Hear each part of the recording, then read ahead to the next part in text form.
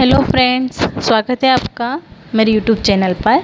आज मैं आपके लिए Indian army GD question paper 2019 इसका जो साइंस सब्जेक्ट का जो पेपर है वो मैं आज आप लोगों को बताने वाली हूँ।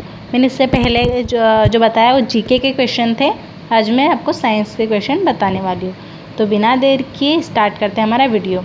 अगर आपने अभी तक हमारे चैनल को सब्सक्राइब नहीं किया है तो सब्सक्राइब कर लें और साथ में बेल आइकन को भी दबा दें ताकि हमारे आने वाली जो वीडियोज़ है उसकी नोटिफिकेशन आपको मिलती रहे। तो स्टार्ट करते हैं वीडियो।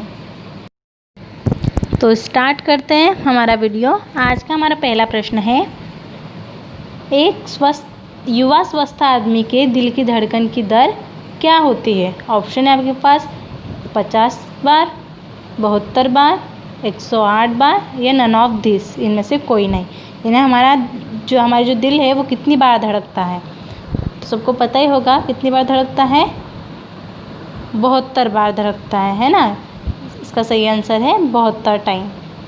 अगला हमारा प्रश्न, मस्तिष्क का क्या कार्य है? यानी मस्तिष्क क्या कार्य करता है? ऑप्शन सोचना, शरीर का संतुलन बनाए रखना, ए और बी दोनों या केवल ए। तो इसका सही आंसर है ए और बी दोनों। कैसे? क्योंकि हमारा जो मस्तिष्क है वो सोचता भी है और शरीर का संतुलन भी बनाए रखता है।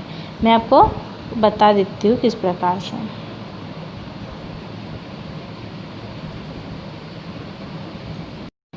ये हमारा मस्तिष्क है। इस मस्तिष्क में अनेक पार्ट होते हैं, है ना। इसमें एक अपन बोलते छोटा दिमाग और बड़ा दिमाग, दो भाग होते हैं इसके।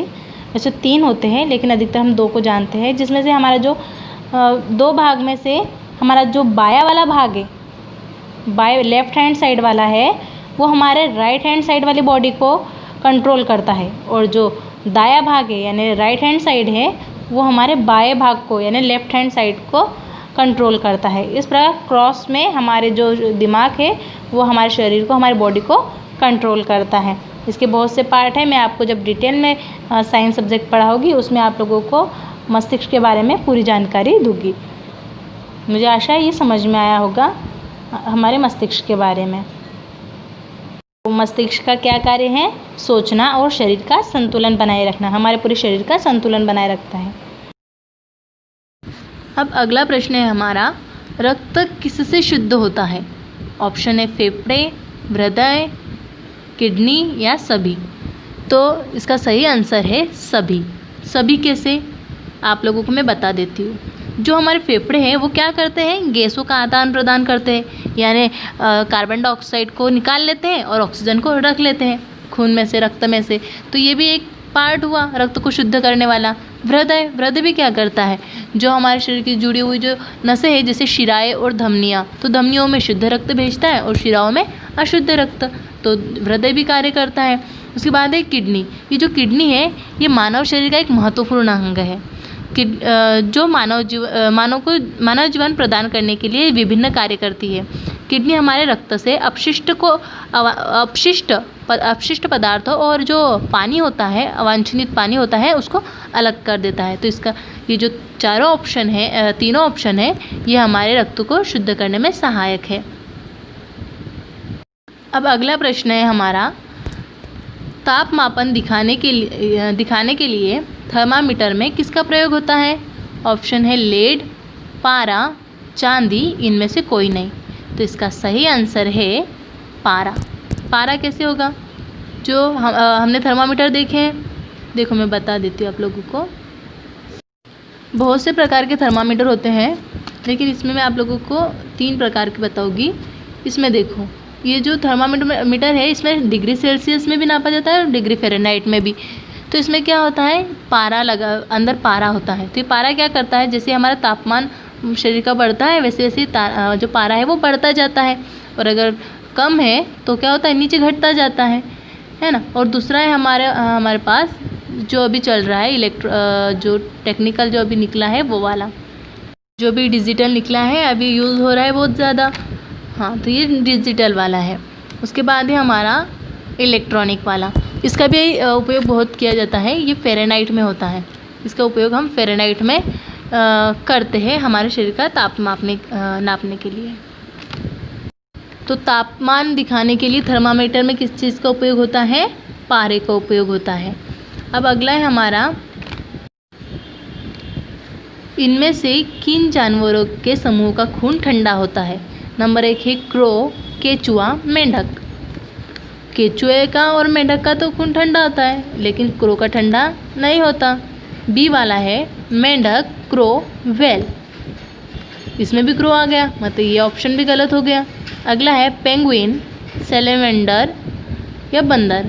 बंदर का खून ठंडा नहीं होता, ये भी कैंसर। बचा कौन? डी वाला ऑप्शन, रोहू, मेंढक और कोबरा। इन तीनों का खून ठंडा होता है, तो ये हमारा राइट आंसर है। अगला प्रश्न है हमारा, सूर्य ग्रहण होता है जब? कब होगा सूर्य ग्रहण? जब पृथ्वी सूर्य और चंद्रमा के बीच आ जाती है। बी, चंद्रमा सूर्य और पृथ्वी के बीच आ जाता है। या कोई संकट आता है धरती पर तब आता है। या सूर्य और चंद्रमा पृथ्वी के बीच आता है। तो सी वाला तो होगा ही नहीं, है ना। तो मैं आप लोगों को इसको आकृति के माध्यम से बताती हूँ। ये देखिए,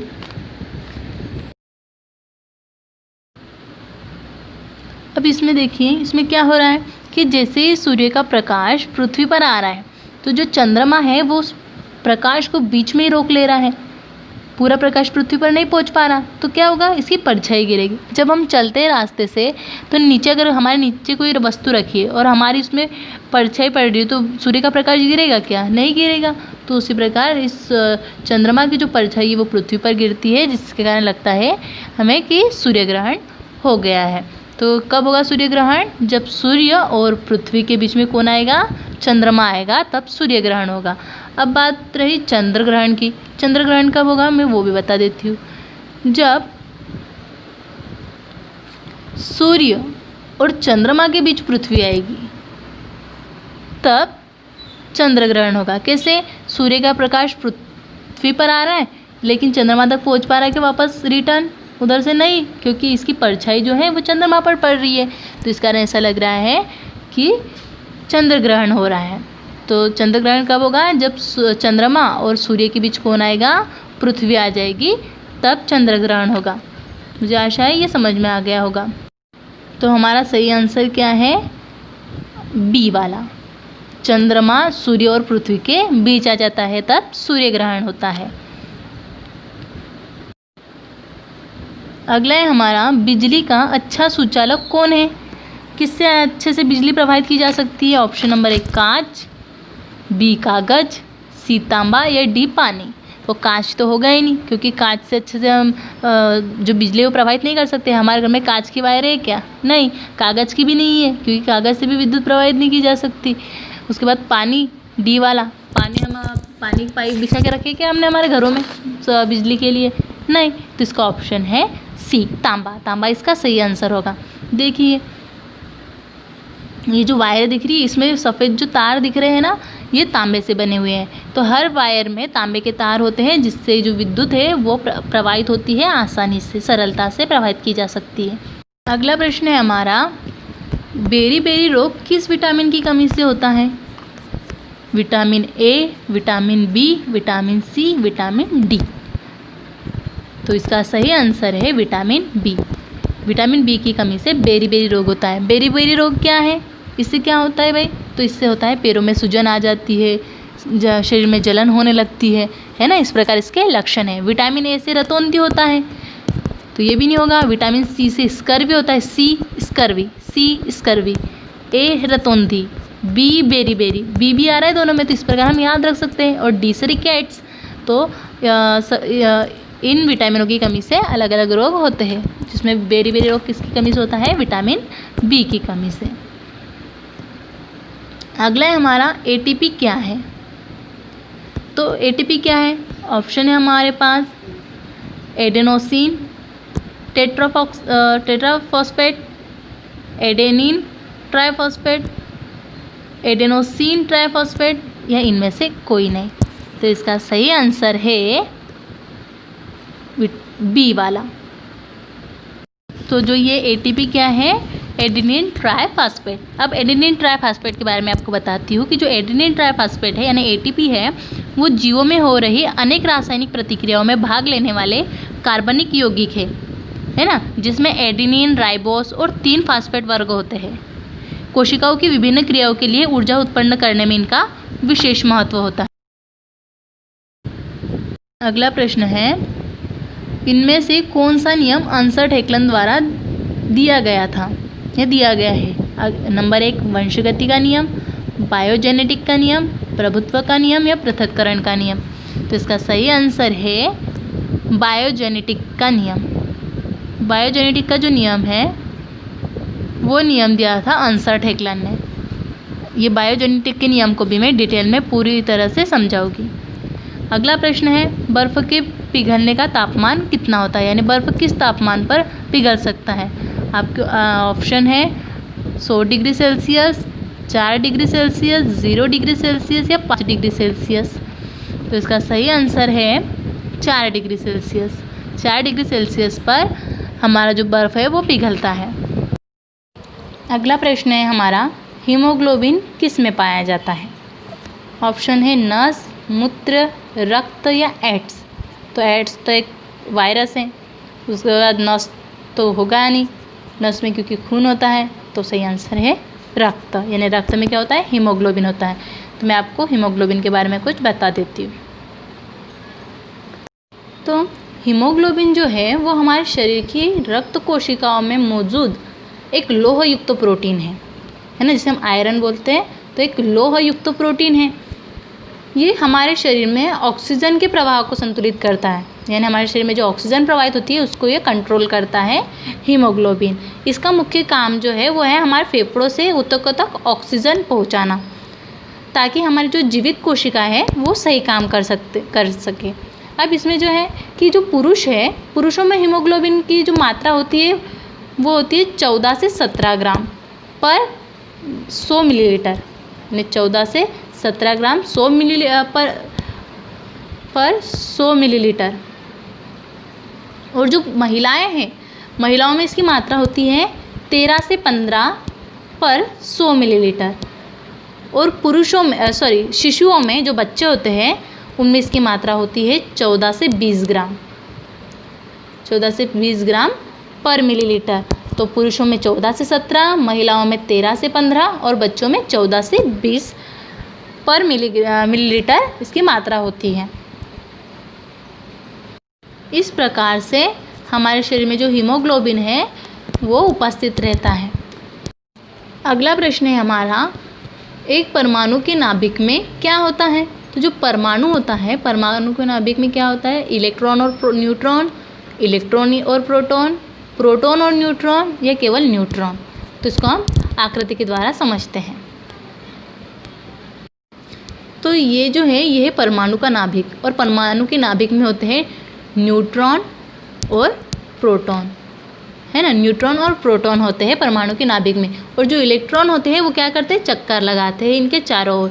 इसके अनेक कक्षाएं होती है, जिसमें जो पहली कक्षा है उसमें परमाणु की संख्या होती है 2, फिर 8, फिर 16 और फिर 32। इस क्रम में इनकी संख्याएं होती है 2, 8, 18, 32, 2, 8, 16, 32, इस प्रकार से।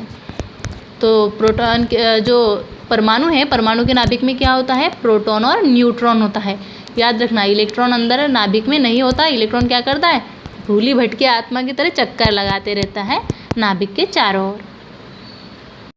अगला है, पारे में मिली धातुओं के मिश्रण को क्या कहते हैं? पारद धातु, मिश्रातु, पारा नमक या विलयन। अब इसमें जो मिश्रातु है ये मिश्र धातु को मिश्रातु कहा जाता है। पारा नमक तो होगा ही नहीं और विलयन भी नहीं। तो पारे से समझ में आ रहा है पारद धातु, है ना। तो पारे के मिले धातुओं के मिश्रण को क्या कहते हैं? पारद धातु कहा जाता है। अब आपका अगला प्रश्न है, अमोनियम क्लोराइड का सूत्र क्या है? ऑप्शन NH4Cl, NH4Cl2, NaCl2 या NH4Cl4। तो सबसे पहले इसका सूत्र बनता कैसे वो देखते हैं। अमोनियम क्लोराइड जो बना है ये बना है NH3 ammonia gas plus HCl hydrochloric अम्ल से बना है। तो इसमें जो क्रिया होगी, यहाँ पे H का मान जो है वो यहाँ 3 है और यहाँ 1 है, ये जुड़ के कितना हो जाएगा 4 हो जाएगा, H4 हो जाएगा और N आगे वैसा का वैसा, और ये HCl अकेला है तो ये Cl अकेला ही रहेगा, तो ये हो गया अमोनियम क्लोराइड। इस प्रकार अमोनियम क्लोराइड का सूत्र बनता है किससे, अमोनिया से और हाइड्रोक्लोरिक अम्ल से। तो इसका सही आंसर क्या आ जाएगा हमारा NH4Cl2। NH4Cl2 बी वाला आंसर हमारा सही हो जाएगा। अब अगला प्रश्न है हमारा, लोहे में जंग लगना कौन सा परिवर्तन है। नंबर 1 भौतिक, रासायनिक, बायोकेमिकल या विद्युत रासायनिक। तो इसमें पहले आपको बता दूं कि जो भौतिक परिवर्तन है इसका मतलब है कि किसी क्रिया को पुनः प्राप्त करना। जैसे मैंने लाइट का जो बल्ब है उसका स्विच ऑन किया, लेकिन क्या होगा, स्विच ऑन होगा, अगर बंद करोगे तो फिर से बंद होगा, तो कोई दूसरी क्रिया हो रही क्या, कुछ दूसरा बन रहा है क्या, नहीं बन रहा। लेकिन रासायनिक क्रिया में क्या होता है, किसी 2 क्रिया होने पर तीसरी का निर्माण होता है। जैसे दूध से दही बनना, जैसे मैंने दूध लिया और उसमें थोड़ा सा कुछ अन्य पदार्थ मिला है तो क्या बन गया, दही बन गया। फिर से दही का दूध बनाएगी क्या, नहीं बना सकते। तो इस प्रकार जिसे पुनः प्राप्त नहीं किया जाता वो रासायनिक परिवर्तन होता है। अब जो लोहा है इसमें भी 2 क्रिया हो रही है, एक तो ऑक्सीकरण हो रहा है यानी ऑक्सीजन मिल रहा है, प्लस क्या है लोहा तत्व है, इससे क्या हो रहा है, जंग लग रहा है। अब जंग लगे हुए को हम फिर से उसी अवस्था में प्राप्त नहीं कर सकते, तो जो लोहे में जंग लगना है ये होगा रासायनिक परिवर्तन। जिसे उत्क्रमित किया जाता है वो भौतिक, और जिसे उत्क्रमित नहीं किया जा सकता वो होता है रासायनिक। मुझे आशा है ये समझ में आया होगा। इस आकृति में देखिए, इसमें क्या है, क्या हो रहा है, एक में जंग लगा हुआ है और इसमें जंग नहीं लगा है। तो लोहे में जंग किस प्रकार लगता है कि जो लोहा होता है वो नमी वाली हवा में ऑक्सीजन से प्रतिक्रिया करते हैं तो लोहे पर एक भूरे रंग की परत यानी कि आयरन ऑक्साइड जम जाती है। आयरन ऑक्साइड का बनना ही लोहे में जंग लगना कहलाता है। तो जब भी कोई लोहे की वस्तु वायु के संपर्क में आएगी, नमी के संपर्क में आएगी, तो क्या होगा, उसमें एक परत जम जाएगी जो कि हम जंग लगना कहते हैं। अगला प्रश्न है हमारा, पेनिसिलिन क्या है, एंटीबायोटिक दवा, वसा, एंजाइम या प्रोटीन। तो इसका सही ऑप्शन जो है वो है एंटीबायोटिक दवा। जो पेनिसिलिन है वो एक एंटीबायोटिक दवा है। देखिए ये जो पेनिसिलिन है ये जो है एक एंटीबायोटिक दवा है जिसका उपयोग जीवाणुओं के संक्रमण के उपचार के लिए किया जाता है। यह बैक्टीरिया को ख़त्म कर देता है। तो जब भी कोई जीवाणु हमारे शरीर में प्रवेश करते हैं या फिर हमें कोई रोग हो जाता है तब ये पेनिसिलिन दी जाती है, जो क्या करती है, जीवाणुओं को नष्ट करती है। अगला प्रश्न है हमारा, फूल में नर और मादा के जीन को अंडाणु और क्या कहा जाता है, जुग्मनज, पराग, कोशस्थ कीट या शुक्राणु। तो जो मादाएं होती है, जैसे मनुष्य में आपने देखा कि शुक्राणु और अंडाणु होते हैं, है ना। लेकिन फूल में क्या होगा, अंडाणुओं के साथ पराग कोश होता है। आपने देखा होगा जो फूल होते हैं उसमें छोटे छोटे जो होते हैं पराग कोश होते हैं, है ना। तो वही उसके शुक्राणु के रूप में कार्य करते हैं। तो फूल में अंडाणु के साथ पराग कोश होते हैं। अगला प्रश्न है हमारा, कौन सा मौलिक कण जो प्रोटॉन और इलेक्ट्रॉन के अलावा परमाणु का गठन करता है, न्यूरॉन, न्यूट्रॉन, फोटॉन या आयरन। तो इसका सही आंसर है न्यूट्रॉन। मैंने आपको बताया जो परमाणु का नाभिक होता है उसमें क्या होता है, न्यूट्रॉन होता है और प्रोटॉन होता है, और इलेक्ट्रॉन होता है जो कि उसके चक्कर लगाते हैं बाहर इलेक्ट्रॉन। तो न्यूरॉन है क्या, उसमें नहीं है, प्रोटॉन भी नहीं है, आयरन भी नहीं है। तो इसका सही आंसर हो जाएगा न्यूट्रॉन। अगला प्रश्न है, इनमें से यौगिक नहीं है, कौन यौगिक नहीं है, वायु, स्टील, पानी या पीतल। पीतल तो यौगिक है भाई, तो ये हट जाएगा इसमें से। स्टील भी है, ये भी हट गया। अब रहा वायु और पानी। जो पानी है वो एक रूप से यौगिक कहा जाता है, वायु यौगिक नहीं है, तो इसका आंसर हो जाएगा वायु।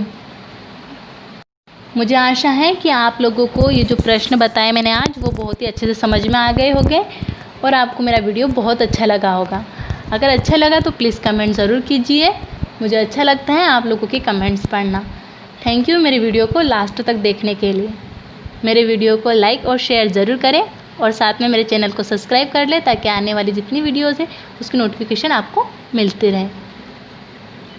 Thank you.